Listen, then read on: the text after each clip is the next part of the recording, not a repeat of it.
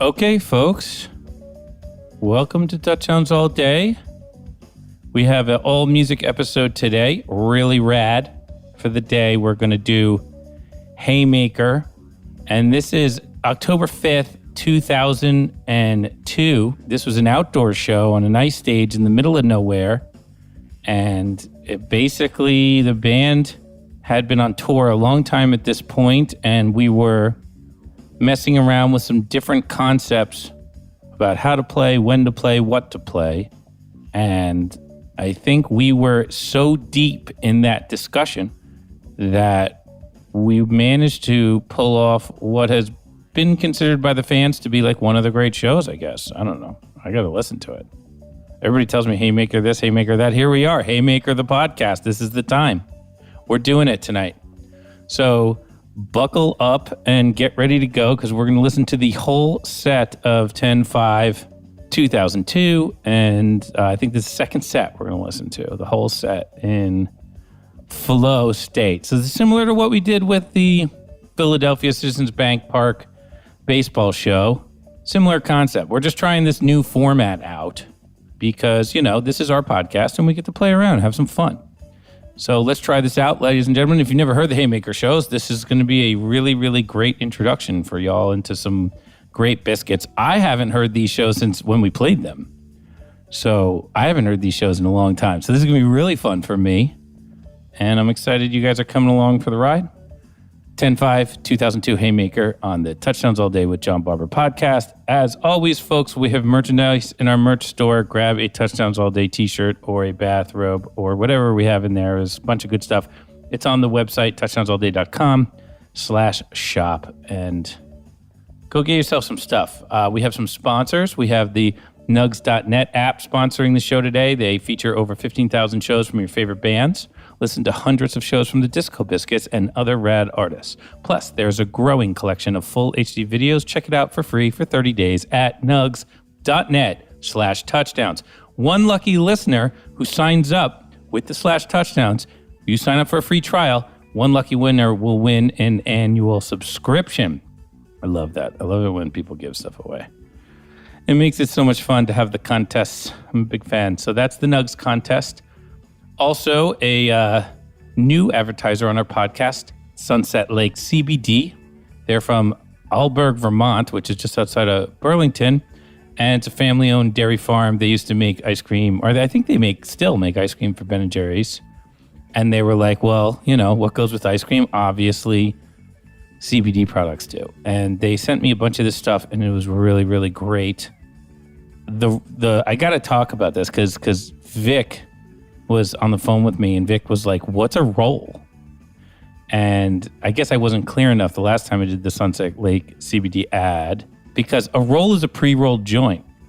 And I don't know how many of you guys obviously know this, right? So Vic is just, you know, he's getting it. And the CBD in the pre-roll joint is really interesting because it's kind of like what you wanted, like, it's kind of awesome. I don't know how to explain it. We smoked all of them. They're really great, very relaxing, super chill, and it's nice. It's a really nice end of the day thing, and it's rolled really well. So great product. The gummies are great, and you know that's my thing. They send me a bunch of other stuff. I don't even know how to use it. They have keef. They have hemp flower. They have, all sorts of stuff. Gummies, tinctures, topical salves. You guys probably know this better than I. So go to sunsetlakecbd.com or go to Instagram at Sunset Lake Farm. Either one of those places, you can go check out what they have. They have a lot of PDFs of the quality content of their stuff, too. So I'm impressed. I'm enjoying it. Thank you, Sunset Lake, for sponsoring the podcast. And our third sponsor today is, of course, Sin Lawn. The fact that they sent me turf samples just blows my mind. I put them under my feet while I cut the podcast, so my feet are like in grass. Because I think I told that story about Carlos Santana, about how like he wants the guitar solo to sound like his feet is in grass or whatever he was saying. This is similar. I want a podcast like my feet are in grass, and they're in beautiful Sin Lawn turf. It's environmentally friendly. You don't have to water it. They don't use any pesticides. You don't have to mow it. It's very low maintenance, and you can save a bunch of money. They use bio-based ingredients such as soy and sugarcane. It's made in the USA. It's made in Georgia. And they are the largest manufacturer and installer of synthetic grass. And yet they still have time for our sweet little podcast. What a great group of people. It's the safest and cleanest turf available. Great for kids and pets. No muddy shoes, no problems. Professional and certified distributors and installers nationwide. It's highly durable. And in the Touchdowns All Day spirit of giving things away, they have a contest. Go to synlawn.com/touchdowns, synlawn.com/touchdowns. Go there and enter the contest for more information about their products. And where's the contest? Here it is. The contest is win an 8-foot by 14-foot Dave Peltz Greenmaker putting green system, which the image is on the website on synlawn.com. It just looks awesome. I mean, if you putt at all, why would you not want one of these in your house? It's amazing. So go check out what they have. Enter the contest to win the putting green. And if you win the putting green, please can we take pictures and put it on the podcast somehow? Because the putting green looks great. So thanks to Synlawn for sponsoring the Touchdowns All Day podcast. And that's it, folks. Those are our ads today. And we are thanking you. We are thanking you for listening. I feel like I just went Eastern European for a second there. We are thanking you for doing the listening. And we are going to do the whole Haymaker show right now. Let me pop over there. And let's just hit the theme song and let's mass communicate. We're mass communicating. We're mass communicating. We're mass communicating.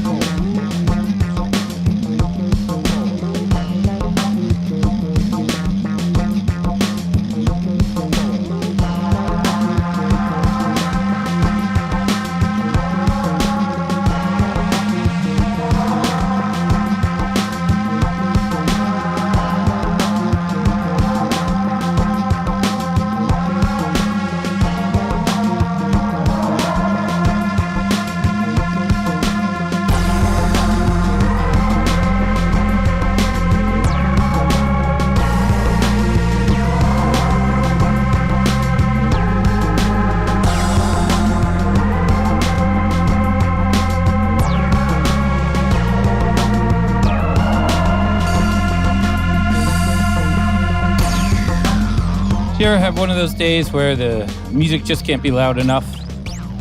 You ever have one of those experiences where you just can't turn the speakers up loud enough? Every time you turn them up, it's just not loud enough. That's how I feel. That's been my last week, folks. That's been everything that I've gone through in the past 2 weeks has been so crazy and random and out of nowhere and just absolutely incredibly important. I have to drop everything one day and drop everything another day. And, now I just want to listen to some really, really loud music because it's therapy. It's therapy. It makes me feel better.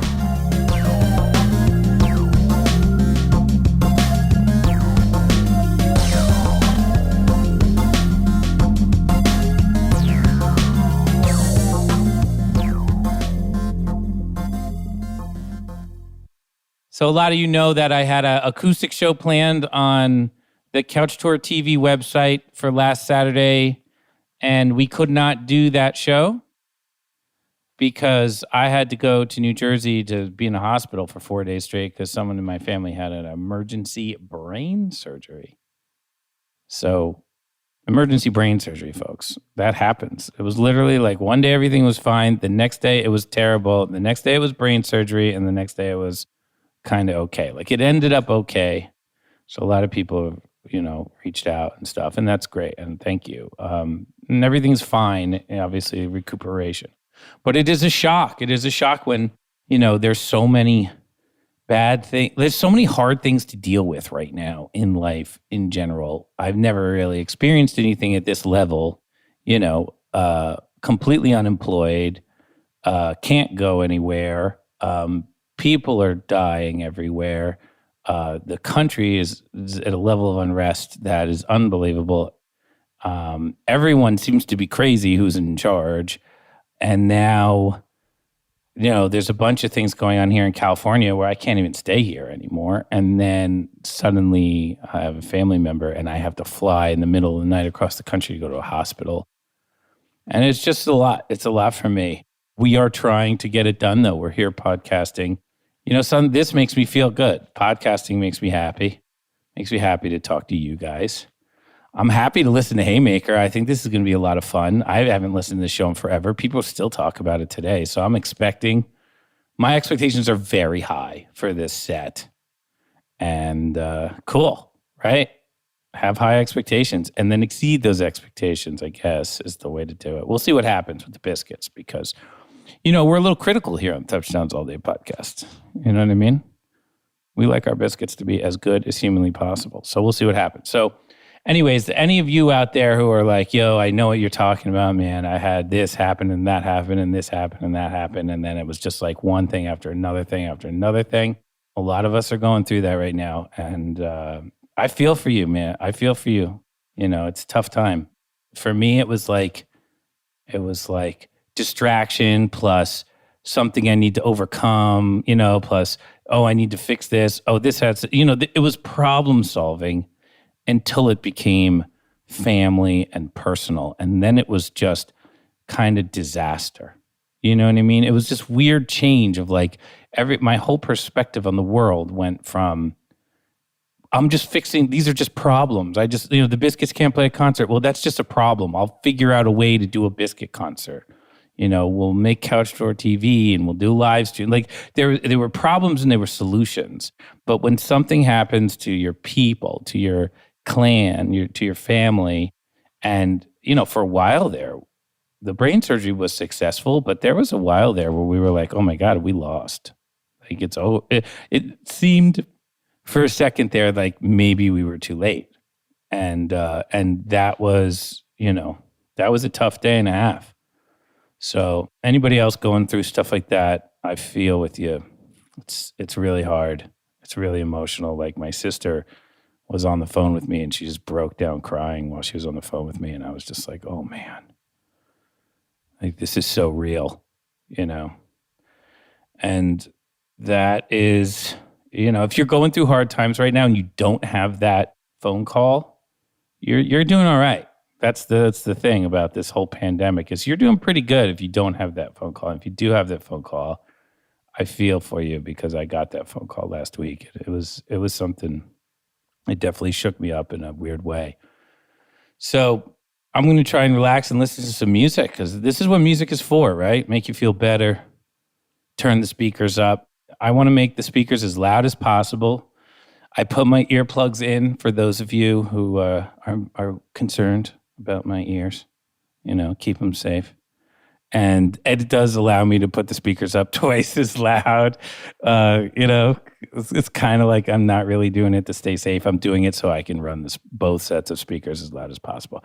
So we're going to rip some Haymaker. And if I sound like I'm talking next to an airplane engine while the show's on, then you'll know that I'm getting my music therapy. So let's jump right into this. Ladies and gentlemen, Disco Biscuits 10/5/2002 Haymaker.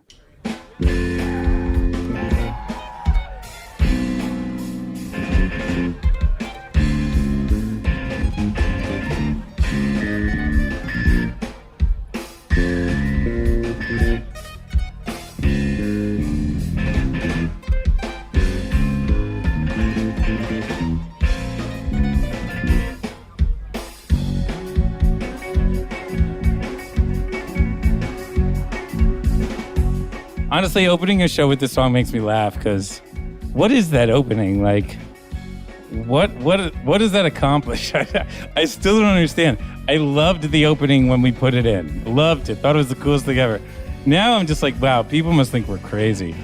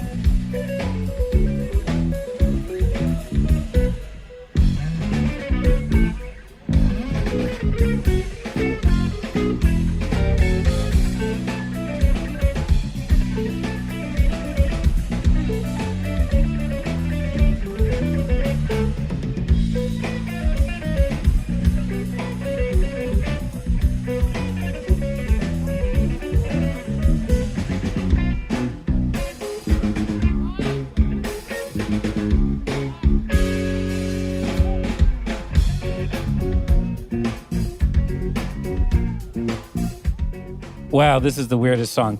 I'm trying to figure out, is this song about, like, was I, like, not wanting to be... I think this is what it was about. I didn't want to be part of the technology revolution, and yet I felt like I was going to be subject to it at some point in time. And I think that's the calling card of the song. It's like, well... it's going to happen. It's inevitable. And I should maybe get a cell phone. I think that's what happened here. This is like 2002.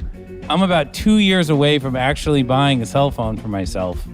And I was literally the last guy in the country to get a cell phone that was over 14 years old. And this song was me, like, I guess, coming to grips with the fact that the internet is a thing. Technology was a thing. And the world that we lived in was completely gone at that point. We just didn't realize it yet. But that's kind of the effect of the lyrics, is like, it's kind of, the song came off of a Frank Lloyd Wright quote. I think it was Frank Lloyd Wright offhand. But it was, man will atrophy all of his limbs except for the push button finger. And I wrote the song after reading that quote thinking, that's interesting. Like, well, we're going to integrate entirely with technology.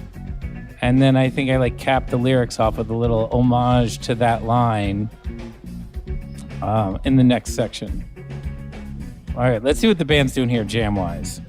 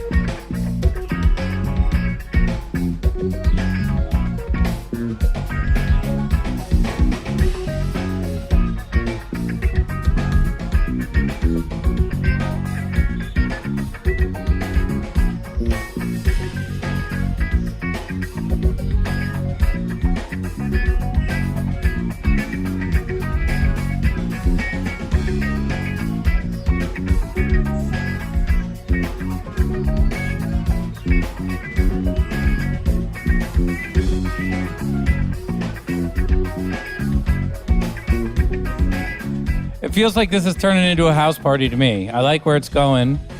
And wah funk stuff. Like, we could go dirty space funk here, but there's a just very palpable, like, maybe the sun is still out, maybe not, but it feels very much like everybody's outside on the grass having a beverage and enjoying some music and just having fun.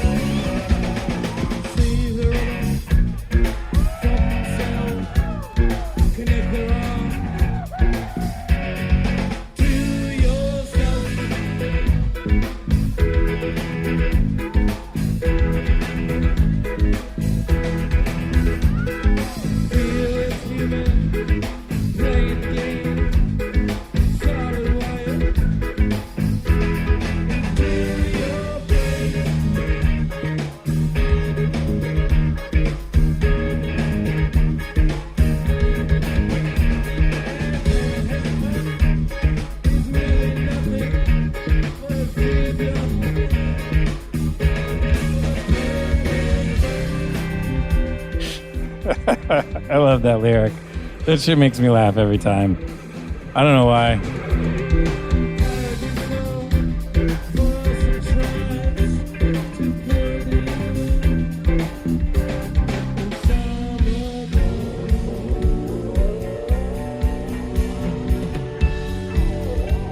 It just always makes me laugh. Like, just antenna haircut is really nothing. It's my favorite line in the whole song. I feel like that's coming to us pretty soon, right? We're almost at antenna haircut as a society. Are you going to get the antenna haircut? Are you going to get it? Have you thought about it? I haven't thought about it really, but it seems like in about 5 years, we're going to have to make that decision. Are you going to solder wires into your brain? We're 5 years away from that.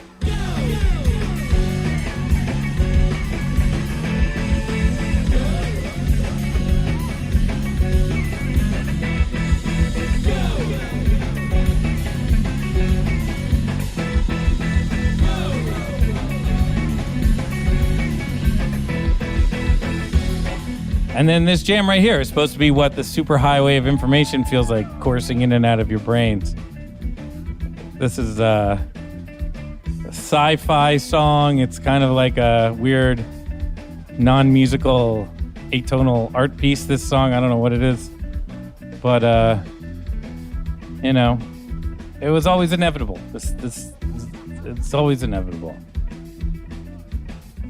Let's see where the superhighway takes us.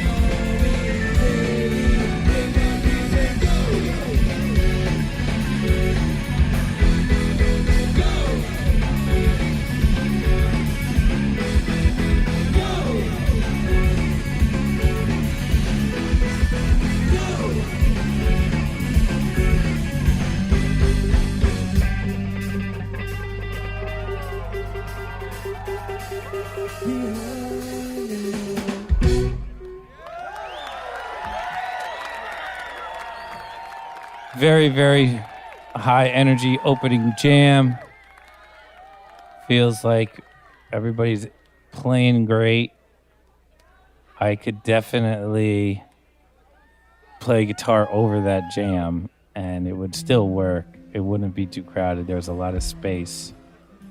And I could just put a soaring melody like in like 2 minutes before the end melody, which was very cool, but was just buried in the cacophony at that point. Here's Very Moon. I don't think we've listened to Very Moon on this show before. This song wrote itself in a weird way. All these parts.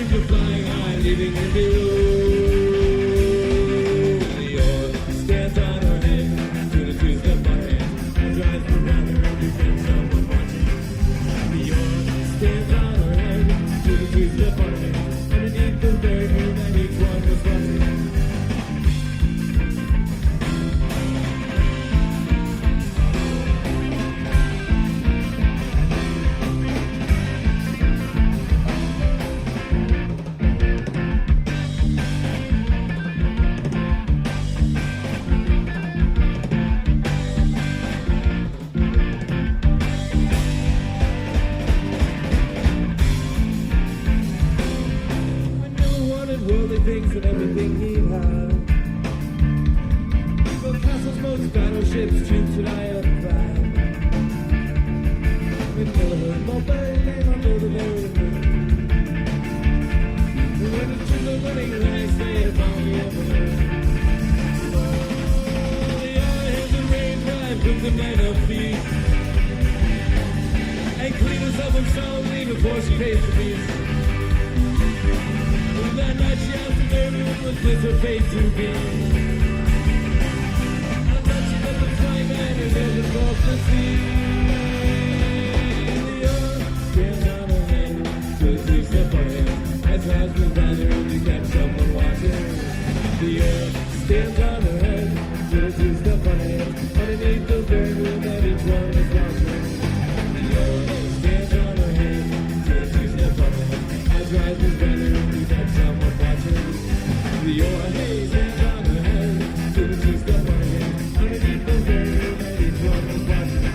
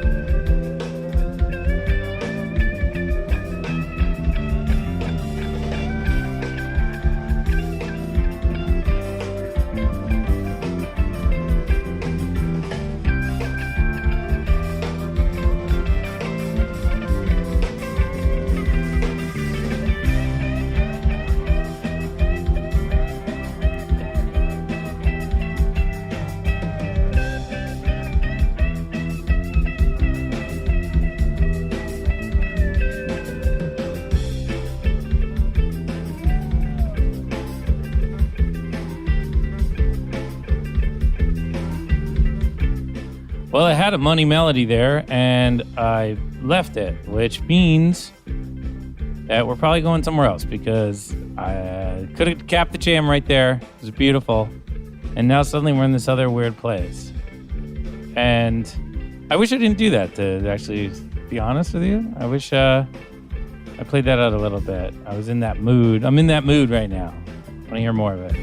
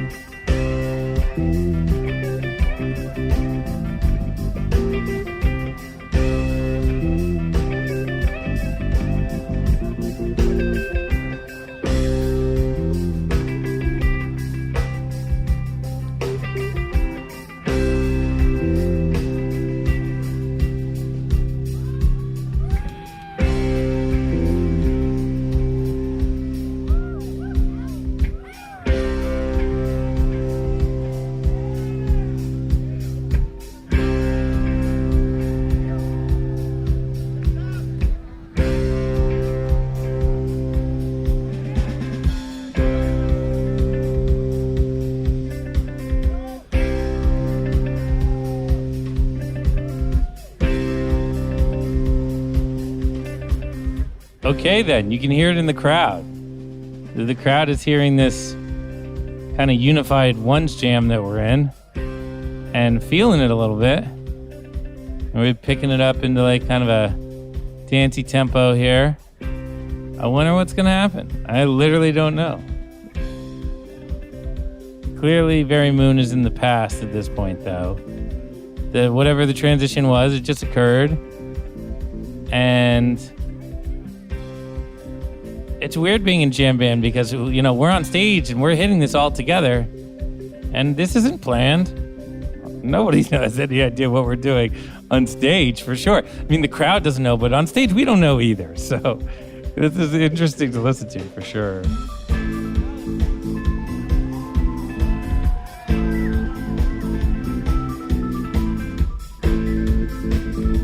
Maybe we do know what's going on. What was that?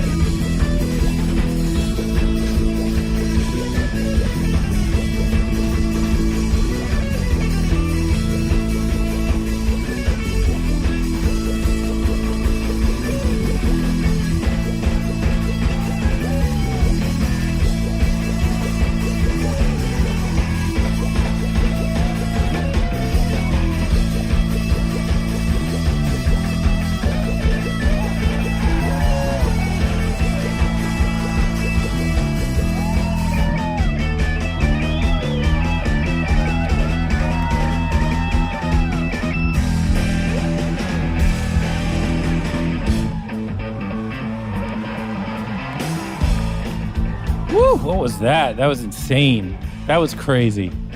How do we even do that? I don't even know what that was. I mean, it just seems like so much tension gets piled into that groove. And then the 2-lick helicopters. We don't even do that anymore. We do 4 licks now. We get up there, we celebrate a little bit. This was like out of nowhere. It's as if you were stop paying attention for 2 seconds, suddenly the jam is gone and we're in a whole nother song. Craziness.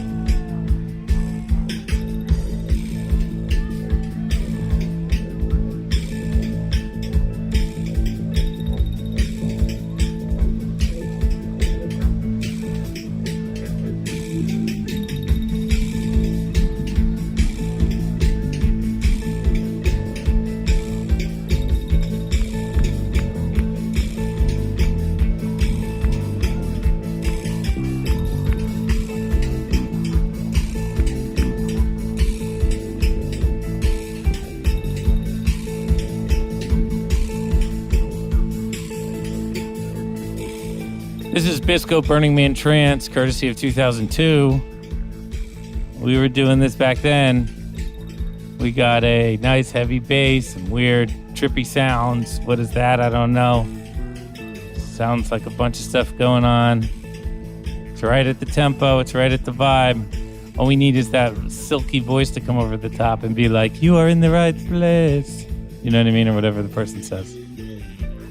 I like this Biscuits.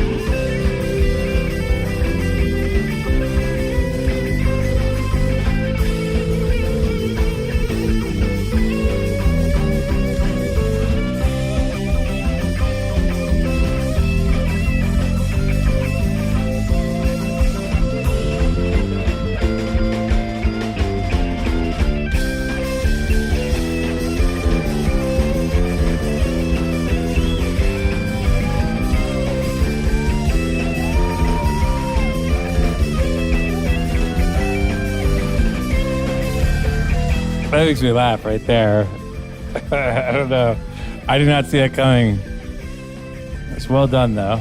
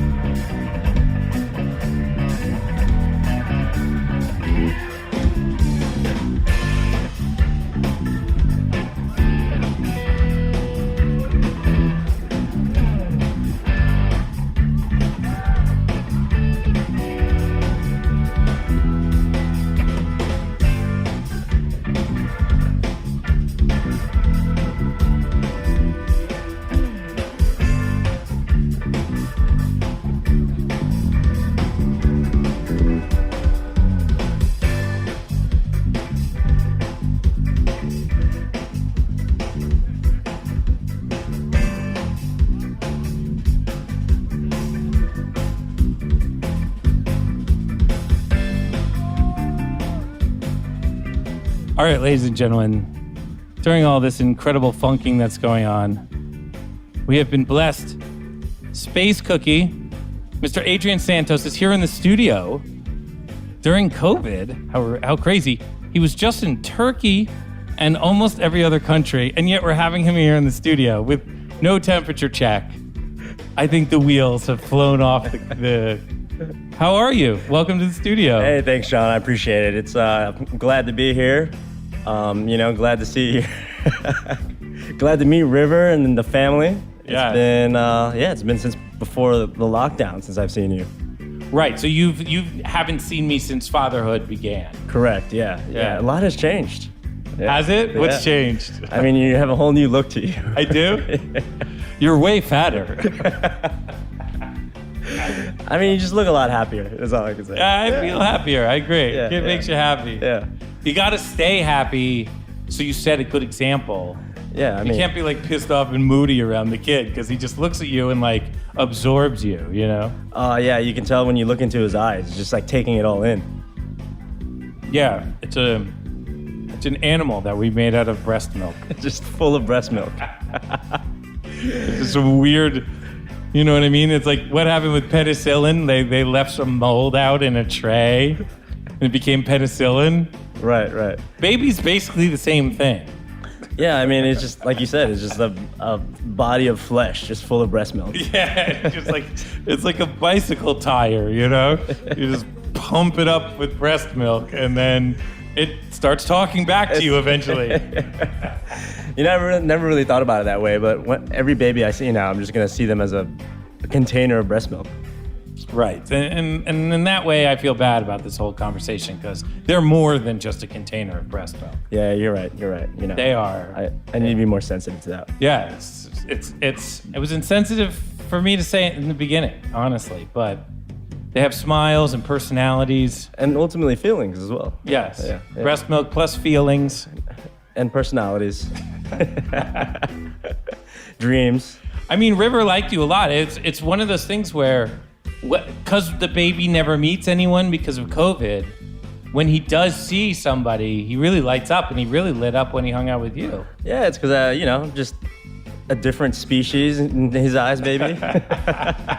Yeah, with your hair right now, he's My- probably like, what the hell's going on? I walk in and you say, "Cookie's here," and he's like, "What?" So to the folks out there, Space Cookie here is one of our 2 tractor beam coaches. He picks all the music, all the jams, and then we learn them like good little students. And when you showed up on a motorcycle with these weird sunglasses, and you have bleached hair. Yep, and you're yep. super tan, and the baby's been looking at my pale ass for like a month now. He had no idea when I walked in the door. He's like, is that a person or what? How do you make that out of breast milk? Yeah, that's what lockdown did. I changed the whole look. You did change your look. Yeah. It's way more rock star now. Yeah. I'm ready. I'll be ready. Yeah, for sure. Yeah. For sure. Yeah, but then you just started. I just started dancing with him, and then he started paying attention to me, River. He did, right? He was looking at you, he's smiling at you. Yeah. It was crazy. We were supposed to do a hang in Venice today. Yeah. What's Venice like right now? How's the California beach scene? Yeah, the beach scene seems back, to be honest. You know? Really? Yeah, people are out and about. You know, riding their roller skates without masks on. Scooters. Roller skates. You know, people are on their roller skates and scooters and all sorts of things. But I don't know. It's about like I would say half and half. Some people have, you know, respecting the social distancing. The others just have thrown it out the window. How do you feel about it? You know, I feel like I just got to do my part, Right. you know? And as long as, you know, I do my part, I feel like I can move about in a safe way. Well, you're doing a lot of traveling, right? So what was it like in Turkey? How did Turkey react? Yeah, that was surprising to go to a different place that wasn't the U.S. because here it's all like doom and gloom with numbers rising and whatnot. But you go to Turkey and it's a totally different atmosphere. What are they doing? I sat at a bar for the first time in like 6 months, and I was welcome to sit there. And people are walking around in masks, but once you walk into a restaurant, it's like everything is normal. Really? Yeah. So, but masks, but normal. So it's like a lot of countries are like that, I hear. Yeah, well, you're walking around the streets, but when you go into a public place like a bar or a restaurant, everyone's masks are off and they're eating and gathering and dancing, at least in the place that I was. I mean, my whole theory is, like we were talking about earlier, is wear glasses and cover your eyes, and then what do you got to worry about, right? Because that's how it works, right? It goes under you touch something and then you touch your eyeball, and then it's like, oh, you got it. So yeah. What has been your method? You traveled recently. Yeah, I had to fly home for emergency brain surgery. I got like these mountain bike glasses that I have. They're Oakleys. Yeah. And they have like a nice lens, so when you're mountain biking, you're on the trail on the bike and you're going downhill and you literally could kill yourself any minute. And you'll go in between these trees and the sun will disappear. Yeah. So you need glasses that'll brighten the trail at that point. Right. But then when you get out on top of the trail and it's just you and the sun in the top of the mountain, you need the glasses to then tint the sun. So you need this kind of like dual chromatic feature lens. And that's what you wore? That's what I wear. And it looks terrible. Yeah. But it's very, very hardcore for bikers. But it's good for protecting you against coronavirus. Yeah, it makes me look like a lunatic and then people stay away from me, basically. I actually wore a scuba mask. What? Snorkeling mask. Wow, how do you they let you do that? Yeah, people thought I was ridiculous. Yeah, on the that airplane. sounds ridiculous. Yeah, I mean, it covered my whole face, my eyes, and everything. And so you can't breathe in it. So it's good, like, you know, respiratory training if you're looking for that. But are you going to do like a David Blaine 19 minutes? No. Well, if you wanted to do that, you wear a scuba mask on the plane for 5 hours. Oh, you left it on the plane? Yeah, I left it on the plane. I found that awkward. They kept coming up to me and making me put my mask back on. Yeah. They really enforced that. I was like, man, this is hardcore. Like, I would literally take it off just for a second, and somebody would pop over and be like, "Put your mask back on." Yeah. I'd be Well, like, how whoa. do you eat and drink? You can't. You just like under the mask or something. Soon they got to create maybe a mask with holes in it, so you can, like, you know, feed a straw through it, or maybe, you know, like a little pre-compartment to put your food in, and then you put the food into your mouth. Oh, like a little spinning thing? It like spins out, and you put food in, and then it spins into your mouth? Yeah, like one of those, yeah. Yeah, why does that not exist? That's the next product. should be. Next product idea. It should be the like, never take your face out in public again. Yeah, exactly. Always cover your face. Yeah, I don't know. It seems like the like great thing for me about going to the airport is the food. Like, I like airport food. It's like carby and gross. Right, yeah. And delicious, you know? They make it like that. And then you go there and you can't even, all the restaurants are closed and everything's shut down. So what did you do? Nothing. I went to like Chick-fil-A or whatever was open. I don't eat at Chick-fil-A. Oh, it's my favorite. You like Chick-fil-A? I'm vegetarian now, but How long have you been vegetarian? Since December. Yeah. Oh, that's a length. But my single weakness is Chick-fil-A. It's a terrible weakness. Chick-fil-A is not even good. No offense, Chick-fil-A, but they're not listening to this podcast. Dude, what's so good about it? I don't get it. I'm not like, I don't know. I just like the way it tickles the palate when you put it into your mouth. You know, It does it do that? yeah, the bread. There's and like a spiciness to it. It just has this like unique flavor profile that you can't experience anywhere else. That shit doesn't work on me. It's like cilantro. You know, some people love it, some people hate it. Cilantro. You don't like cilantro? I love cilantro, but Chick-fil-A I don't like. I see you started a garden in your backyard. I did. Yeah. I have a huge mini garden. Do you have any cilantro back there? No, No. I did last time I had a garden. I had cilantro. What happened? Cilantro's easy. You put it in a bucket, throw water on it every once in a while. It's fucking, it's so easy to grow. All this shit is so easy to grow. It's not even that I'm trying to grow a garden. It's just that I see the basil plant in Whole Foods or Ralph's, and I put it in the cart. Yeah. And then the next thing I know, there's a basil plant sitting in my kitchen, just looking at me in its plastic bag. You got a whole assortment of items back there that you're growing. They're all from Ralph's. You can make your own salad. I do. You got your own salad bar back there. Yeah, basically. What's the weirdest thing you've ever grown? Well, that's a good question. Have you grown anything ever unique or like strange? I mean, I've grown most kinds of vegetables. Yeah. Pretty much every vegetable I've grown. Carrots are really weird. I've grown weed. I don't know if I should admit that publicly, but we did do that for a while. But I don't know. That was too much work, and that's a hard thing to grow. And that's about it. I've never grown like ginseng is the one. Oh, ginseng. That's the one where like, if you can grow ginseng, which is apparently very hard, Yeah. it's probably more lucrative than growing anything else. Why ginseng? It's just hard. People like it. People pay a lot of money for it, and it's really hard to grow. So it's got to grow on a vertical surface. It has to have a lot of moisture. Can't be too hot, and you have to like pray to it or something, or play like weird music to it or something, or it won't grow at all.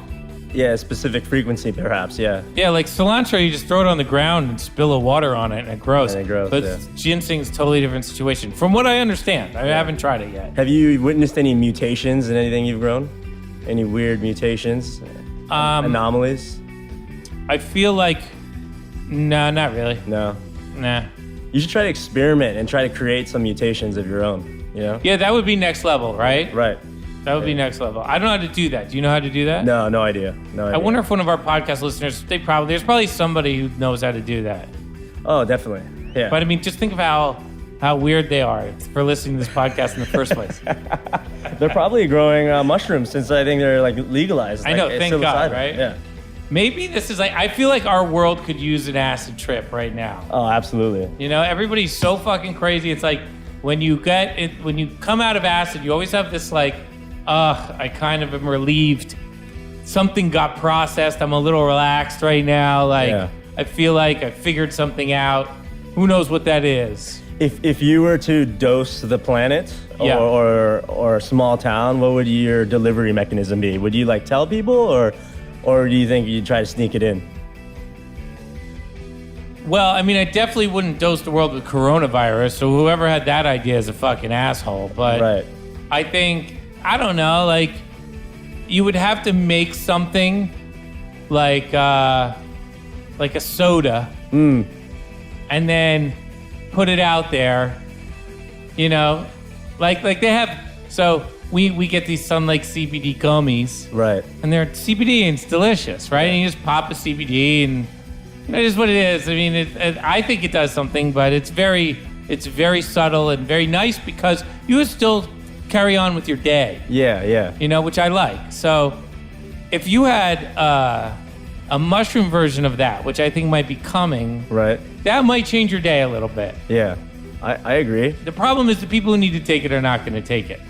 But see, I think it'd be kind of cool to like maybe walk around with a spray bottle with like acid and just start walking around and just spraying people. No, because people have kids. They got to go home to their kids tripping on acid. They don't want to do that. That's true. That's true. It's not. Yeah, kids and hallucinogens, not a great combo from what I hear. Yeah.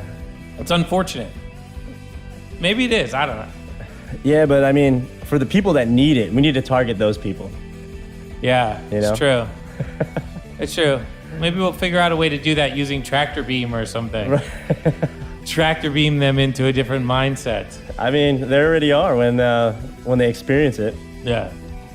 Yeah. So this music is Disco Biscuits from 2002. 2002. Yeah, so everybody, this cookie just showed up in the middle of me cutting the podcast. And it's my fault. I thought I was going to be done with the podcast before you got here, and I started an hour late. And now we're listening to, like, this is like a show that the fans really like. Where was this one? It's in, I'm not exactly sure. Let me check. I should know this. It's somewhere in, like, by Virginia, where you're from. Oh, nice. Yeah. It was an outdoor show, and it was like... I really like it. Yeah, we're killing it right now.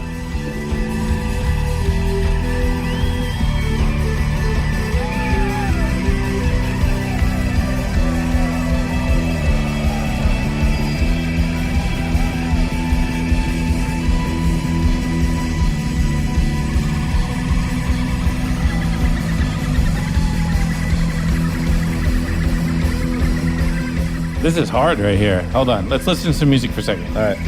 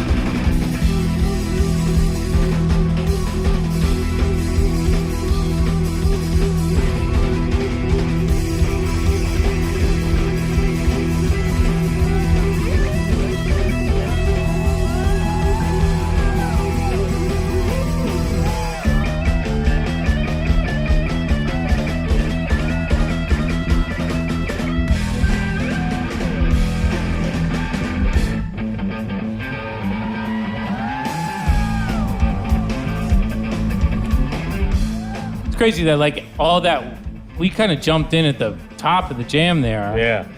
But then that signal only appears for half a second, and then the next thing the band is on it so quick. I never understand how we do that. I mean, that's fire. We do like longer signals now than we used to do. Back then it was like cool to do the signal and then change immediately. Now it's cooler to play the signal and let people all gather and stuff. When did you have that switch? There was just one moment right at the top where I go doo-doo-dee on guitar. Literally, the jam's blowing up. Everybody's deep in the music. Nobody's I don't even think some of us are thinking we're at a concert, you know? Like, some of us are so deep in the mechanics of the jam that nothing else even is there. Yeah. And then I just go doo-doo-dee, which is this lick. And then on the next hit, the whole band plays it with me. Right. And we usually do it 4 times, you know, that way once to hear it, twice to get the vibe, 3 to get ready to play it along, 4 to chill and get psyched, 5 everybody hits it together, right? Right. But in this show, we're only doing 1 lick at the end of all the jams. This is the 3rd time we've done that. And I don't know why we're only doing 1 lick. It's very cavalier. But you've switched since then. Yes. Yeah. It's crazy to do it that way because what if somebody's like can't hear you? Then it's like, oh my God, they missed the lick. Yeah. So here we don't care. You just go for it. Yeah. Okay, so that was the walk off, and then I think we come on here and play an encore. Yeah. So, anyways, everyone, Adrian Santos, first, the only member of the team that hasn't been on the podcast. Well, Johnny, in my mind, Johnny's been on the podcast, but we haven't released it yet. So, here we go. Ooh, nice. We'll smooth encore jam. Yeah. Let's see how it goes.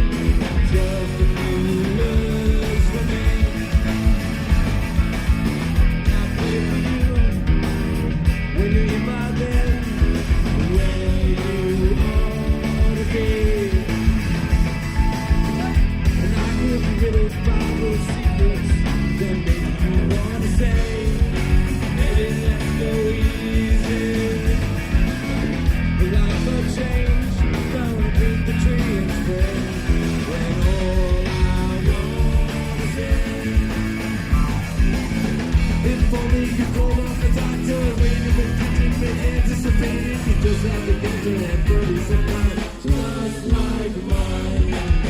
If only electronics goes rare, you see what you dare, the thoughts travel elsewhere. Why can you hijack the common thought? Tell me why I always see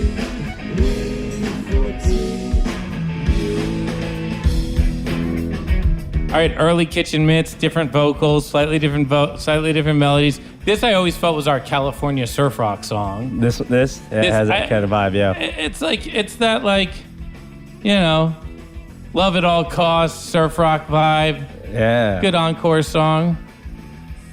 I'm just curious. I'm just watching you, sitting here listening to the music, and I feel like it just snaps you back to this particular moment. Is that true? Do you have like a vivid recollection of when you guys were playing, and where you were, and things like that? No. I remember being at Haymaker. I kind of remember the stage. I kind of remember the feeling of the nights. Those 2 nights. I kind of remember that. Yeah. I know I played the Gibson. That's part of what I remember. But like this song in particular, like there's a whole list of memories that I have to go through every single time we do this song. Right. Okay. So this song is like there's some songs that, most of them actually, it's kind of the hardest part about doing this music so many years is that you constantly have to reckon with your memories from years ago. Right. Because everything in the song is there for a reason. Even if like I am saying something that you think is nonsense, to me that nonsense means something. And like every time we do the song, I have to kind of think about what that nonsense means.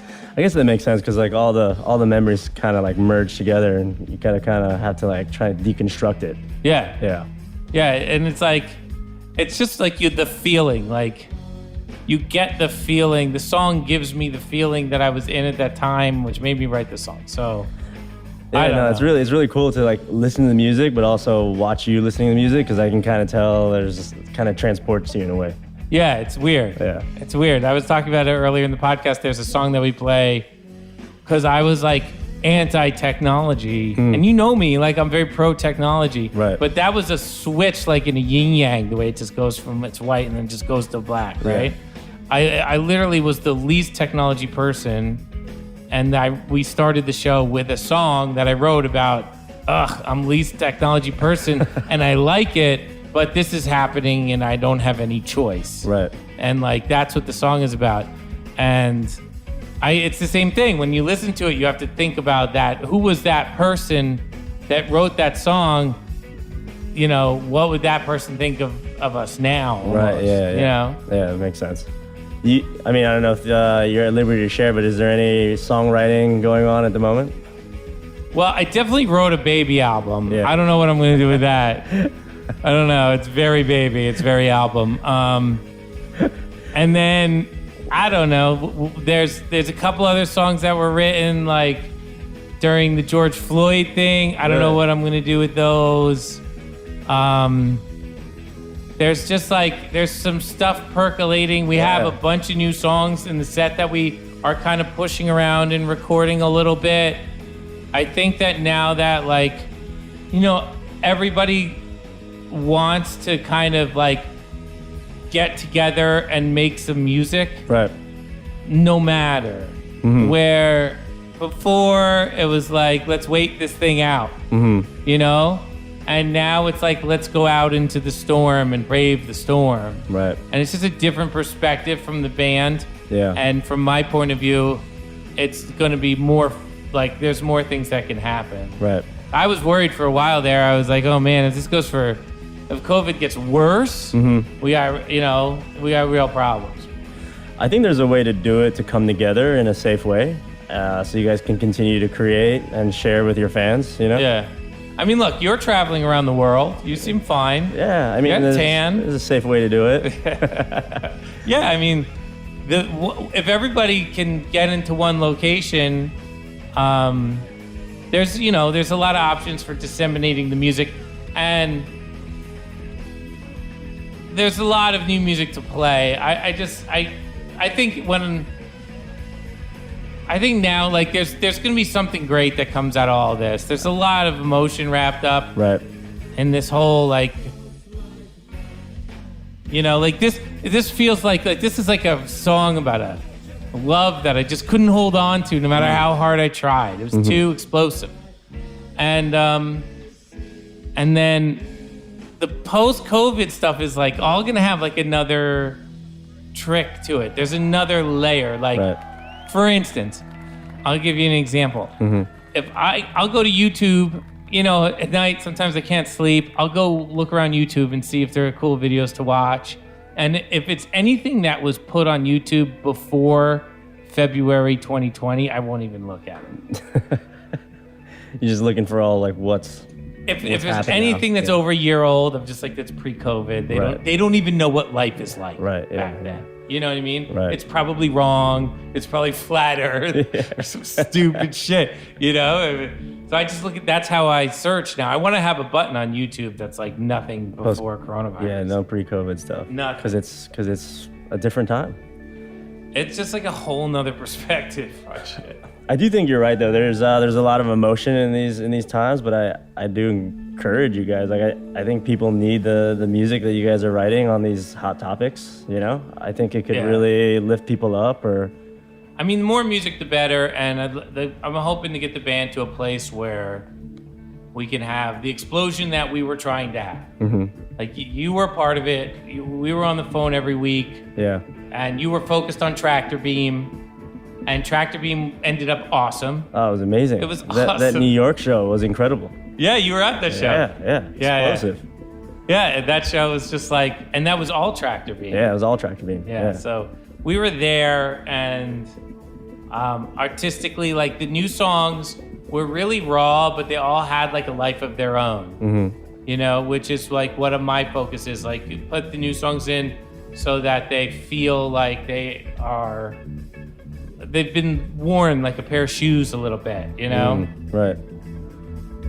Yeah, I mean, I'm looking forward to it. For Tractor Beam, for the Biscuits to have the reemergence after this new normal is figured out. Have you found any new music that you think we should play?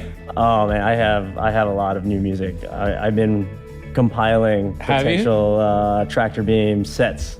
What? Yeah, a little in the background. Just really? Yeah, just waiting. Just waiting. Yeah. Did you hear that, folks? You heard it here first on the Touchdowns All Day podcast. Space Cookie is stockpiling new Tractor Beam jams. I mean, you discovered Polo Pond. I did. Yeah. I never heard that before. Yeah. And that was going to be the sickest thing ever. And I was in Colorado the other day, and we were in a truck driving up Aspen Mountains, like off-roading. I thought I was gonna die. These guys are driving like 100 miles an hour, and there was my friend's daughter was in the back seat, and she was in charge of the music. Yeah. And so she jammed that Polo Pond song that we were gonna play with the do do do do do do do do. She jammed that. I was turned around. I was like, "You gotta be kidding!" I mean, you gotta be kidding. It's such a unique sound and amazing. I think you guys are the ones who can play it live. We were right. It was on the set list for the next week. Like I was literally learning it on the way, and then COVID. I mean, if COVID could have been 4 days later, we would have a recording of that song. Yeah. I mean, when you guys come together, definitely that should be one of the first songs you play.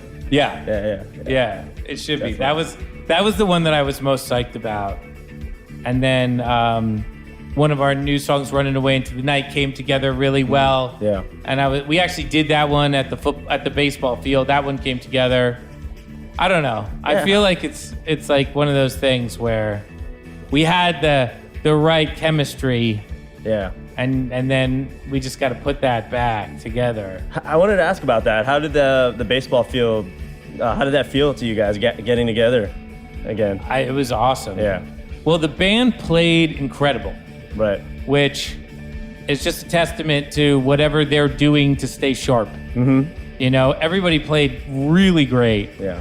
And so it was like kind of like exciting to be in those jams because everyone was playing such interesting, nuanced stuff. I felt like we'd been on tour for like 2 months. Yeah. Because there's a certain, like, you go on tour, first 10 shows are what they are, and then show 11, you get to this looseness that pervades the rest of the tour. And I feel like we were there on the first show. But we had been we had been in the Fillmore like practicing for a couple days. Right. So it really wasn't the first show, but that's what it takes, right? So it felt great. And the stadium's amazing. Like the stadium sold out must be incredible. Yeah. So, I mean, that must have reinvigorated the group, right? To have this new sort of focus for the next phase. I think it was a cool accomplishment to play a stadium. Yeah. Everybody was excited about it.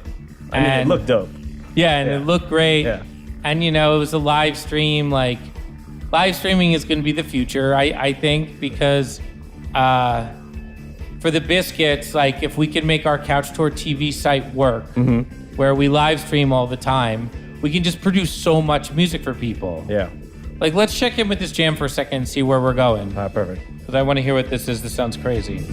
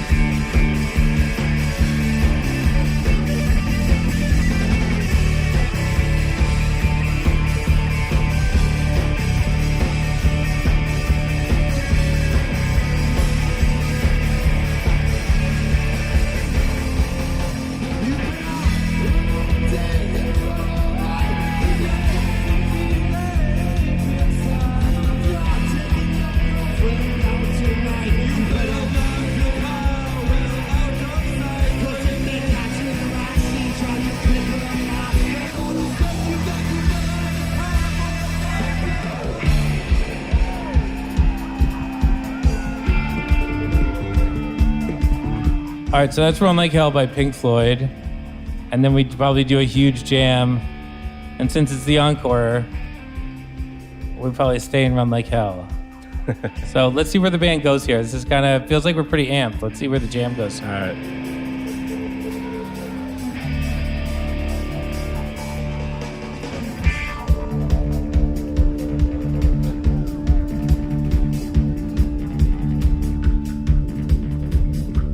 I mean, this is straight desert trance right here, right? I mean, it's dope. This is 2002 Yeah, right no, here. that's what I was thinking. I was like, man, this was 2002? Yeah, kids were freaking out. They were like, what is this stuff? Now this shit is everywhere. Now they have whole festivals around this Yeah, stuff. it's everywhere. Yeah. We should have bottled this a little better. That would have been the move for us. We were unbottleable. That's how we got here in the first place. We were non-bottling.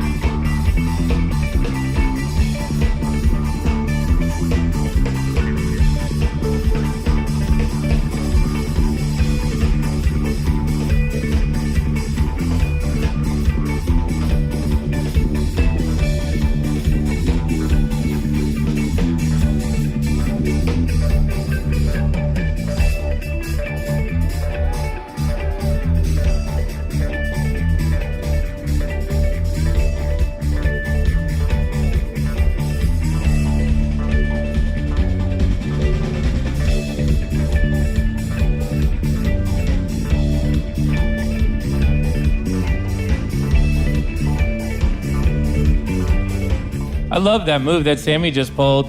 He takes the drums away and he goes into a break and then he brings the kick drum in under the break. You're right, yeah. That was a classic little move right there. You don't hear that too often. I I mean, it's crazy. It has like this funky kind of indie dance feel to it, which I like. Yeah, I think it's like kind of like the harmonies are a little indie. Yeah. A little rock and roll, the harmonies we're playing with. And then the vibe is very dance music. Yeah, like, for sure. It's like a little bit of a mix between the two.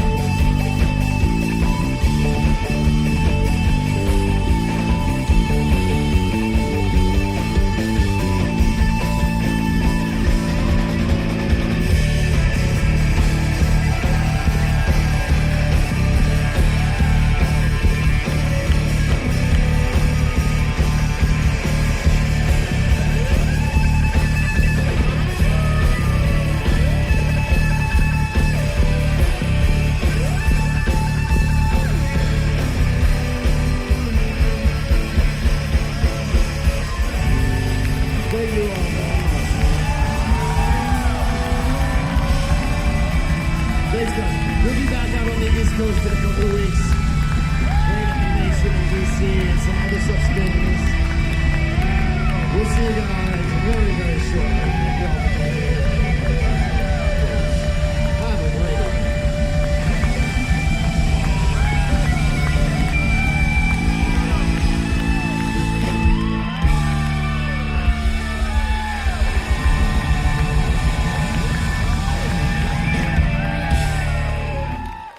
Ladies and gentlemen, 10/5/2002, Haymaker set 2 with the encore. Here with Adrian Santos, aka Space Cookie, Tractor Beam Coach. He has a huge volume of new Tractor Beam stuff picked out on his travels around the world. No one travels around the world more than you do, that I've seen. How many countries have you been to since coronavirus? I'm not sure. Probably just a couple. Yeah, just a couple. You've been on the mellow side. Yeah. And you were the preacher at a wedding or something? Yeah, I did my first wedding in Mexico. Did you get certified for that? Yeah, I'm a pastor. You are? Yeah, if you need one, anyone out here needs one for weddings, divorces, baptismals. I don't understand. Whenever somebody does the job of like friend wedding MC, right? Yeah. Then it seems to be like kind of hip now is like don't get a priest, get your friend. Yeah. The friend always gets some kind of certification. Oh yeah. They never just do it. Right. They always get some kind of certification. Yeah, I'm a pastor of the American Marriage Ministries. So. Yeah, exactly. It's always something like that. Like you buy it online for like $100. Oh yeah, it's easy. I love that. Yeah. We had my one of the Disco Biscuit management team, Drew Grancelli, is an old friend of mine as well, had a wedding and we were all there, and he had the cameraman for the Biscuit livestream crew be the MC role. Yeah. And he got a certification letter as well. Right. And then it wasn't like, he just was off the cuff and it was hilarious. It was really great. Well, you got to be able to legally sign the marriage documents or else it's not real. That's why you do it. Is that what it is? Yeah, that's what it is. I think you'd be a great pastor, preacher. Nobody ever, I would say yes to that, but nobody ever asked me to do, even my whole life, even when I was a kid, nobody ever asked me to do anything at like functions like that, like dress up functions. Yeah. Nobody ever gives me a job. I think you'd be great off. Which is weird because I'm pretty, it's weird. Like after a while, I'm like, really? My nephew's 8 and he gets a job, but I don't get a job at the wedding. You know what I mean? Like everybody's got a job, and they're like, John, you just stand there. Just stand there. Well, I got a couple tasks. I think I committed to you that I'd make a baby soon, and then if I get married, I'll make sure you. You want me to do the preaching? I'll have you do something. Yeah, I'll give you a job. Don't. I'll fuck it up. That's why they don't give me a job. They're like, I'll let you he'll do something. fuck it up. I'll let you do something. How about that? I'll make right here on the air. I'll make my commitment to you. Then. All right. Yeah. Perfect. Child and a job at your wedding. Yeah, perfect. I can play banjo or something. You're in. All right, folks. This has been a great podcast. Thank you for listening. And we had a great time today. And you got to come back on the podcast because we didn't listen to any Tractor Beam. Yeah, well, I apologize for interrupting the session, but thanks for having me today. It was good. It was really good to see you. Yeah, I'm glad you came out because nobody's visiting us out here. Fucking coronavirus. I'm like, come over and have a barbecue. They're like, no, coronavirus. And I'm like, oh, man, you don't have it. Come over. And nobody will come over. I came with my mask on. Yeah, I thought you were going to wear your mask the whole time. I was like, this motherfucker's serious. Fucking in the house, wearing the mask. Well, I mean, I'm so close to the mic. I didn't, Yeah. But well, I mean, the fans don't know. You have like a proper mask. Yeah. Is that an N99? Yeah, N99. Is it? N95 plus 5. What? Yeah, makes it 100%. No shit. Yeah. That's so gangster. Yeah. All right, folks. If you want to be like Cookie, get yourself an N95 mask and wear it in the living room. That'll be the move. All right, guys. Thank you for listening. Hashtag touchdowns all day. Go online and say hi to everybody and use the hashtag. The podcast is popping, and we love you. Thank you so much. We're mass communicating.